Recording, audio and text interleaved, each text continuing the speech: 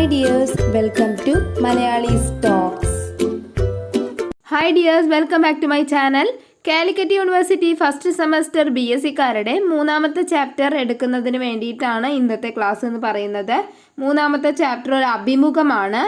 MS സ്വാമിനാഥനുമായിട്ട് PT Muhammad Sadiq നടത്തുന്ന ഒരു അഭിമുഖം. പേര് അത്ഭുതം വിരിയിക്കാൻ സസ്യങ്ങൾ മാന്ത്രികരല്ല എന്നതാണ്. അപ്പോൾ ക്ലാസ് കേൾക്കുന്നതിന് മുമ്പ് എല്ലാവരും ഒന്ന് ചാനൽ സബ്സ്ക്രൈബ് ചെയ്യുക. അതിനുശേഷം ക്ലാസ്സുകൾ കേട്ട് തുടങ്ങിക്കോളൂ.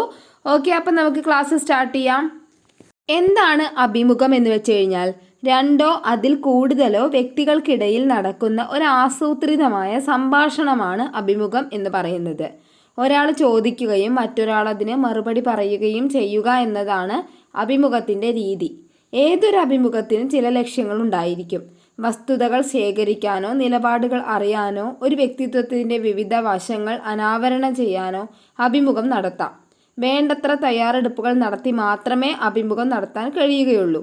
അതായത് ചോദ്യങ്ങൾക്ക് നല്ല വ്യക്തത ഉണ്ടായിരിക്കണം, ശ്രദ്ധയോടെ കേൾക്കണം, കൃത്യമായി കുറിപ്പുകൾ എടുക്കണം. ഇതൊക്കെ അതിൽ പ്രധാനപ്പെട്ട ഘടകങ്ങളാണ്. മാധ്യമരംഗത്തെ പ്രധാനപ്പെട്ട ഒരു വിഭാഗമാണ് അഭിമുഖം എന്ന് പറയുന്നത്. പത്രമാസികകൾക്കും ദൃശ്യശ്രാവ്യ മാധ്യമങ്ങൾക്കും വേണ്ടി വ്യത്യസ്ത മേഖലകളിലെ പ്രശസ്തരുമായോ പ്രാതിനിധ്യ സ്വഭാവമുള്ളവരുമായോ ലേഖകർ നടത്തുന്ന സംഭാഷണങ്ങളാണ് അഭിമുഖങ്ങളിലൂടെ വരുന്നത്. Information interview, opinion interview, feature interview എന്നിങ്ങനെ അഭിമുഖങ്ങൾ പല തരത്തിലുണ്ട്. അപ്പോൾ അത്തരത്തിലുള്ള ഒരു അഭിമുഖ സംഭാഷണമാണ് നമുക്ക് ഈ ഒരു പാഠഭാഗത്ത് പഠിക്കാനായി കൊടുത്തിരിക്കുന്നത്. MS സ്വാമിനാഥൻ എന്ന ശാസ്ത്രജ്ഞനെ അടുത്തറിയാൻ സാധിക്കുന്ന ഒരു അഭിമുഖമാണിത്. വ്യക്തിപരമായ വിവരണങ്ങളോട് കൂടിയാണ് ഈ അഭിമുഖം ആരംഭിക്കുന്നത് തന്നെ. മാതാപിതാക്കളെ ഡോക്ടറാക്കണം എന്ന് ആഗ്രഹിച്ചിട്ടും ഒരു കൃഷി ശാസ്ത്രജ്ഞനാകാൻ സ്വാമിനാഥൻ തീരുമാനിക്കുകയാണ്. തൻ്റെ കുടുംബപ്പേരുള്ള മങ്കോമ്പ്, അതായത് ആലപ്പുഴയാണ് ഈ സ്ഥലം, ആ ഗ്രാമത്തെയും ജനിച്ചു വളർന്ന തഞ്ചാവൂർ ജില്ലയിലെ കുംഭകോണത്തെയും അദ്ദേഹം ഓർമ്മിക്കുകയാണ്. ഈ രണ്ടിടത്തും അദ്ദേഹത്തിൻ്റെ തൊഴിലെന്ന് പറയുന്നത് കൃഷിയായിരുന്നു. എങ്കിലും ജനങ്ങൾ ദരിദ്രരായിരുന്നു. മറ്റുള്ളവർക്ക് ഭക്ഷണം ഒരുക്കുന്ന കർഷകര് ദരിദ്രരും പോഷകാഹാരക്കുറവ് നേരിടുന്നവരുമായിരുന്നു. അപ്പോൾ ഒരു കൃഷി ശാസ്ത്രജ്ഞനായി മാറാൻ അദ്ദേഹത്തെ പ്രേരിപ്പിച്ച ഘടകം തന്നെ ഇതായിരുന്നു എന്നാണ് അദ്ദേഹം പറയുന്നത്. കാർഷിക രംഗത്തെ വികസനം കർഷകന്റെ സാമ്പത്തിക ഭദ്രതയ്ക്ക് വഴി തെളിയിക്കുമെന്നാണ് സ്വാമിനാഥൻ വിശ്വസിച്ചത്. തൻ്റെ പ്രവർത്തന മേഖലയെക്കുറിച്ചും അതിൽ നിരന്തരം ഇടപെട്ടതിനെക്കുറിച്ചും അതിലൂടെ ലഭിച്ച ബഹുമതികളെക്കുറിച്ചും വിശദീകരിക്കുന്നതിനോടൊപ്പം തന്നെ തനിക്ക് നേരിടേണ്ടി വന്ന വിമർശനങ്ങൾക്കുള്ള മറുപടി കൂടി അദ്ദേഹം ഈ അഭിമുഖത്തിൽ നൽകുന്നുണ്ട്. വിള ഉൽപാദനത്തിൽ രാസവളത്തിൻ്റെയും കീടനാശിനികളുടെയും ഉപയോഗത്തിനുള്ള പ്രാധാന്യത്തെക്കുറിച്ച് ശാസ്ത്രീയമായ മാനദണ്ഡങ്ങളുടെ അടിസ്ഥാനത്തിലുള്ള നിരീക്ഷണങ്ങൾ അദ്ദേഹം ഇവിടെ പങ്കുവയ്ക്കുന്നുണ്ട് നമ്മുടെ അഭിമുഖത്തിൽ. അത്ഭുതങ്ങൾ സൃഷ്ടിക്കാൻ ചെടികൾ മാന്ത്രികരല്ല എന്ന് അദ്ദേഹം ഇതിലൂടെ കൂട്ടിച്ചേർക്കുന്നുണ്ട്. സ്വതന്ത്ര ഭാരതം നേരിട്ട അതിഭീകരമായ പട്ടിണിയുടെയും ദാരിദ്ര്യത്തിൻ്റെയും നിജസ്ഥിതി വസ്തുതാപരമായ കണക്കുകളെ മുൻനിർത്തിക്കൊണ്ട് അദ്ദേഹം അവതരിപ്പിക്കുന്നു. ബംഗാൾ ക്ഷാമത്തെക്കുറിച്ചും അരി അപൂർവമായി കിട്ടിയിരുന്ന കാലത്തെക്കുറിച്ചുമുള്ള ഓർമ്മകൾ ഇന്ത്യൻ കാർഷിക മേഖലയെക്കുറിച്ചുള്ള നേർചിത്രങ്ങളാണ്.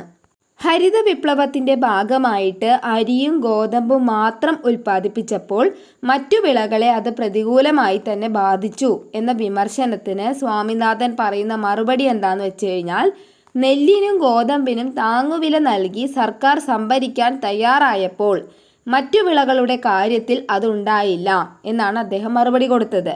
മറ്റു വിളകൾക്കു കൂടി താങ്ങുവില നൽകിയിരുന്നുവെങ്കിൽ അവയും കൂടുതലായി ഉൽപ്പാദിപ്പിക്കപ്പെടുമായിരുന്നു എന്നാണ് അദ്ദേഹത്തിൻ്റെ പക്ഷത്തിൽ പറയുന്നത്. ഈ ഹരിത വിപ്ലവത്തിലൂടെ കുറേ പുതിയ കൃഷി രീതികൾ കൊണ്ടുവന്നു. പക്ഷെ അതിലൂടെ ഉണ്ടായത് കർഷകന്റെ ചെലവുകൾ വർദ്ധിപ്പിച്ച് കടക്കണിയിൽ തള്ളി എന്നതാണ്. അത് ശരിയല്ല എന്നാണ് നമ്മുടെ സ്വാമിനാഥൻ്റെ അഭിപ്രായം എന്ന് പറയുന്നത്. അപ്പം അദ്ദേഹം പറയുന്നത് എന്താണെന്ന് വെച്ച് കഴിഞ്ഞാൽ, മനുഷ്യനായാലും മൃഗങ്ങളായാലും സസ്യങ്ങളായാലും നന്നായി വളരണമെങ്കിൽ നല്ല പോഷകങ്ങൾ ആവശ്യമാണ്.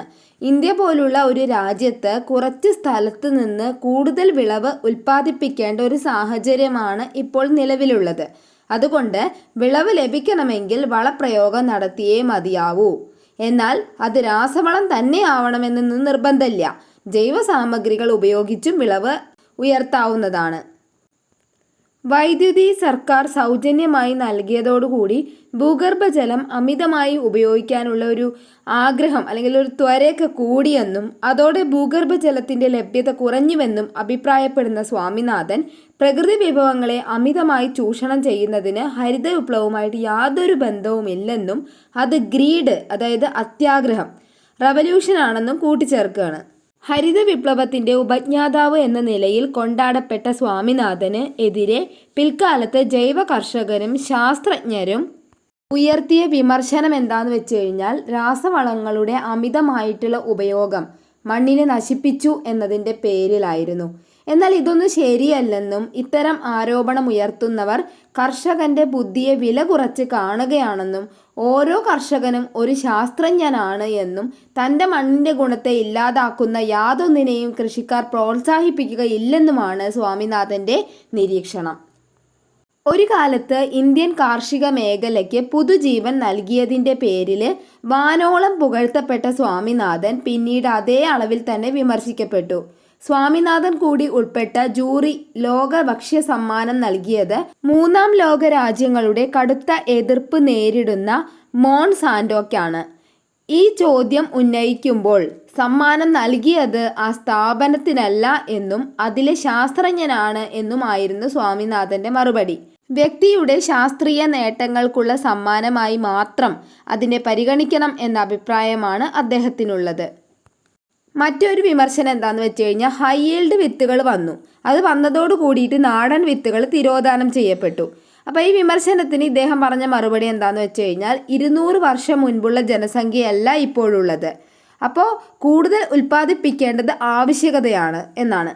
ഇതൊക്കെ കൊണ്ട് തന്നെ വിത്തുകൾ സംരക്ഷിക്കുന്ന കർഷകരെ പ്രോത്സാഹിപ്പിക്കണമെന്നും അദ്ദേഹം ആവശ്യപ്പെടുകയാണ്.